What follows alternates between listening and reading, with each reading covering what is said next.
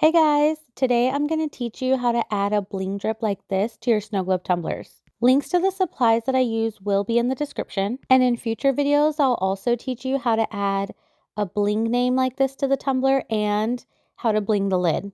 My name is Monique and I want to thank you so much for checking out my channel. I teach crafters how to make snow globe and rhinestone tumblers. I also share lots of tips and tricks. On this channel, I will be making full-length tutorials to help with different snow globe, rhinestone, and other tumbler related techniques. So if that's the kind of crafty content you're interested in, then please consider subscribing to my channel. So now I'll get into step by step how to add a bling drip to your tumbler.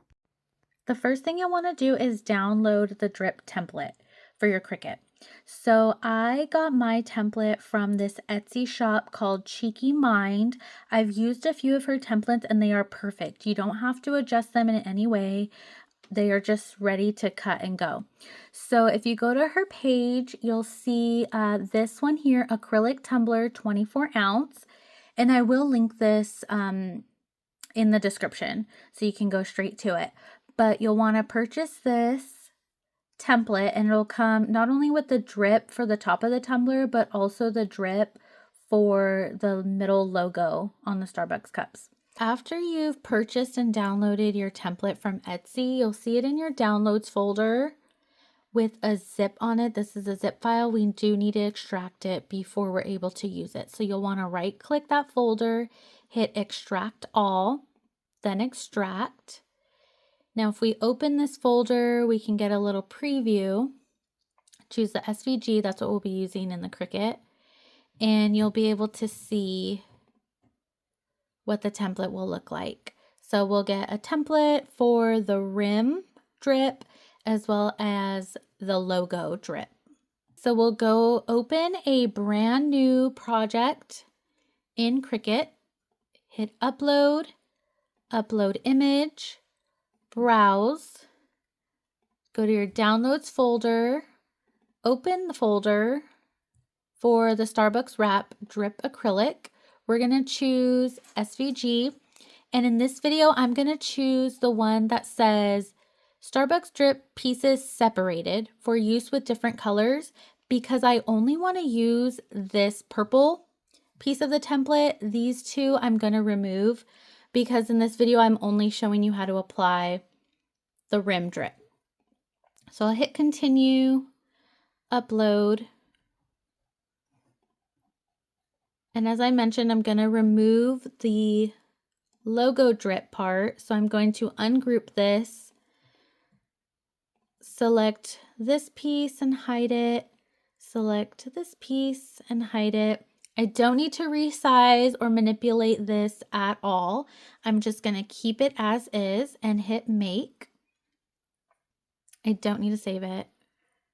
You can save it if you like.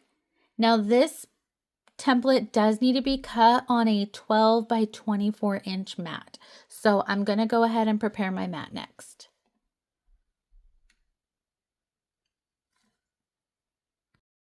So I have my 24 inch mat here. I'm going to use this hot pink vinyl and apply it to my 24 inch mat. Might be a little bit tricky with the camera, but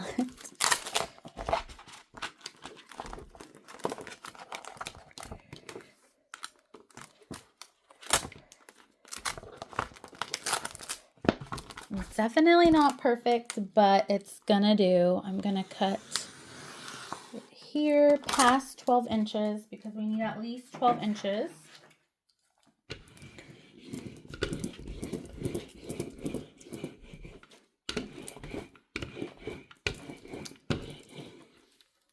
Okay, next I'm gonna load it into the Cricut. Okay, so I did try my best to document every single step of this tutorial, but I did lose some footage on me cutting the vinyl on the Cricut machine. But I think it's safe to say that that footage is not really going to be missed. After cutting the vinyl, I just cut off some of the excess, and then before I actually weed it, I am going to sand it with some very fine sandpaper. Sanding the vinyl is actually going to help the adhesive really grip to the vinyl, and so it'll hold our rhinestones a whole lot better. So then after sanding it, there is going to be a little bit of a mess, you know, some little dusties. So I always get some alcohol and a coffee filter and just wipe it up to clean it, get rid of all that mess. I recommend sanding the vinyl before you weed it, so then you're not really roughing up the edges and causing them to tear or to wear down too much. When you do it on like the full flat vinyl, so that it's kind of like leveled out still, you won't really catch those edges with the sandpaper. When I apply the vinyl drip to the snow globe tumbler, I actually don't use transfer tape. Trust me, the transfer tape will actually make it a whole lot harder. So I usually just peel off one side of the vinyl and leave the rest of it on the little paper. And then I'll just slowly start applying it to the rim of the tumbler.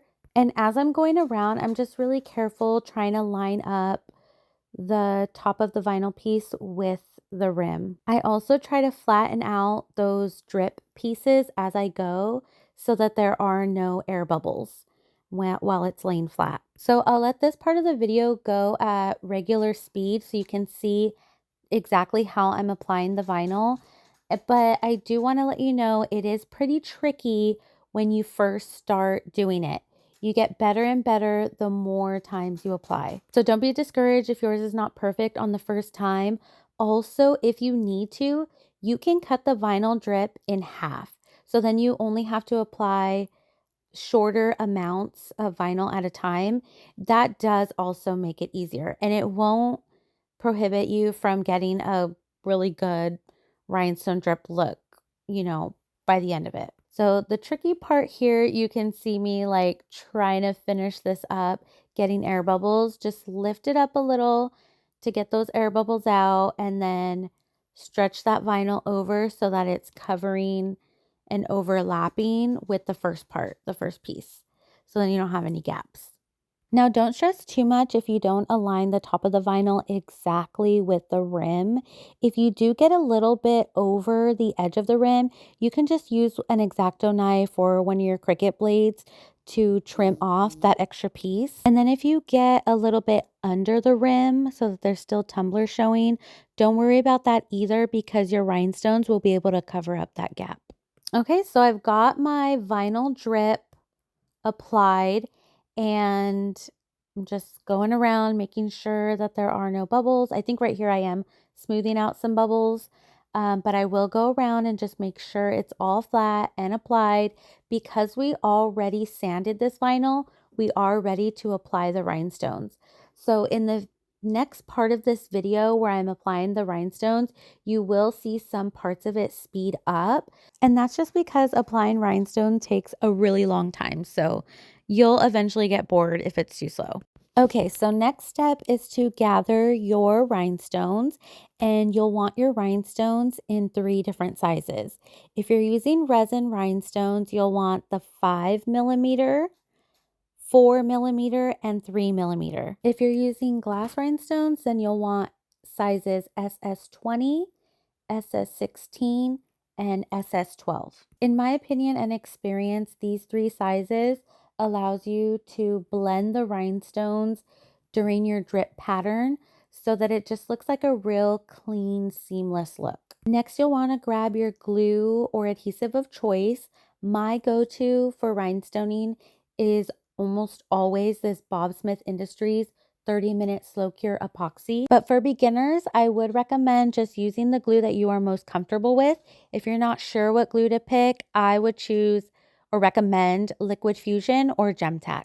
Okay, so next we will add our glue or adhesive just under the rim, and just enough so that we have 1 row of rhinestones. We're going to start out with just 1 row in order to establish a foundation row. And this is super important because we want the foundation row to completely cure or dry before adding any other rows, because as you're adding the other rows, you want that first row to be completely established where it's not going to move.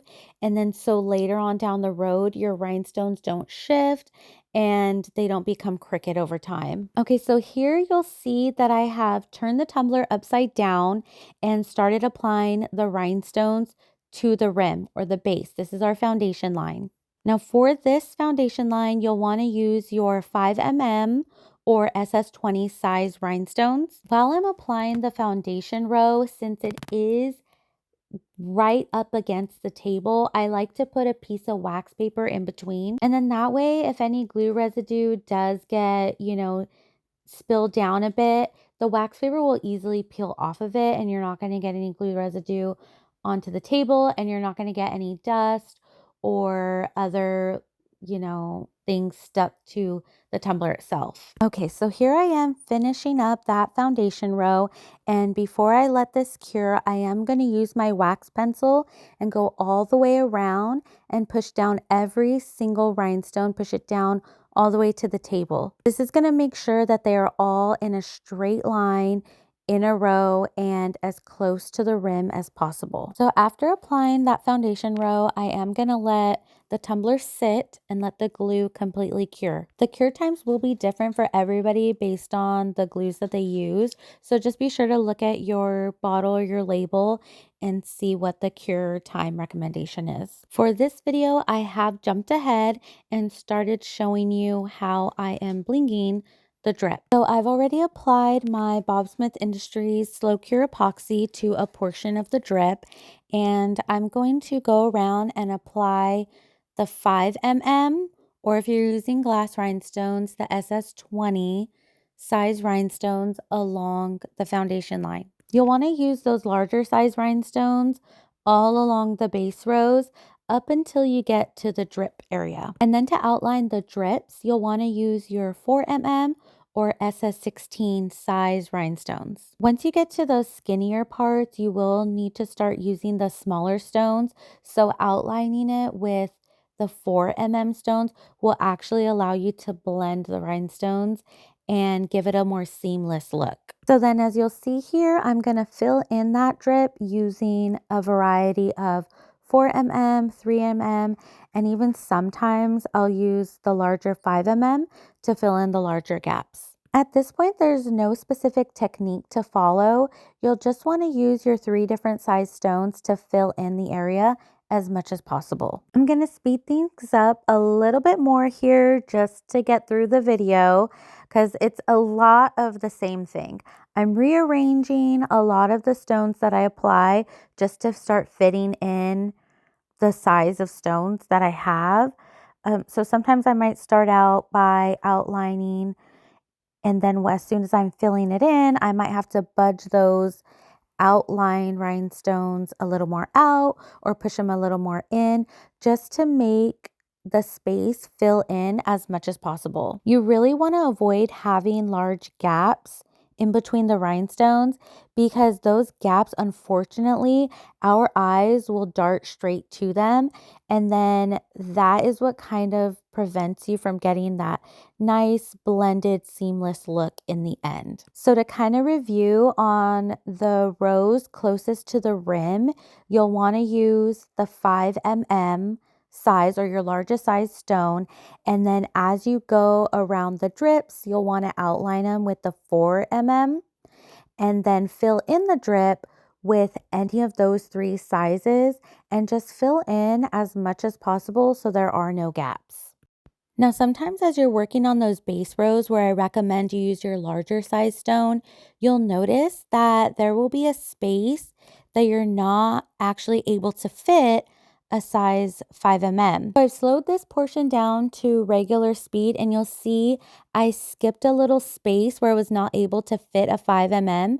So instead of that, I put a 4 mm and I lined it up right in the middle of those 2 5 mm, and you won't even notice once everything is done. Like I'm going to put another 4 mm there. I'm going to make sure it's lined up, and then I'm going to move on and start using the 5 mm again. I've sped up this portion of the video even more just because it is very repetitive. You'll see that I'm going around the whole cup to add those base rows using the larger stones and filling in the smaller gaps with the smaller rhinestones.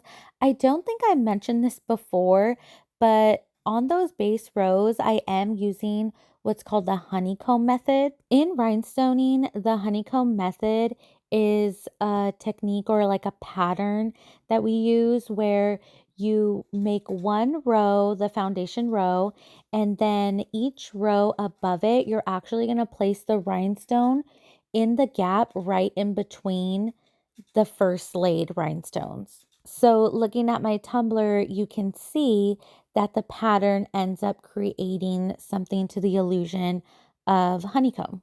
So I basically use that method all the way around the rows closest to the rim. And then as I get to the drips, because they're much smaller and they're not the same size all the way around, you'll end up using what's called the scatter method to place those stones. And the scatter method is essentially a scatter of stones. There's no rhyme or reason to the format or the layout. You're just using any size stone to fill in the area that you're wanting to bling. So it's kind of like Tetris, but with round stones instead of blocks. You're just kind of using whatever size stone will fit in that particular area and trying to get the most coverage on, the area that you're trying to bling. The goal is to not have large gaps to where you see a lot of the vinyl and just squeezing those stones in as, any way you can. Okay, so here is the complete bling drip all done. I am going to let it sit overnight to fully cure. And then in the next frame, you're going to see right now, this is the finished product. This is what your snow globe tumbler can look like after applying the bling drip. I have some more tutorials coming, so if you are interested, please subscribe to my channel. This is also my very first full-length YouTube video, so I would love your feedback in the comments. Let me know if this is something you like, and also let me know if there are other tutorials that you would like to request. Thanks so much. Bye!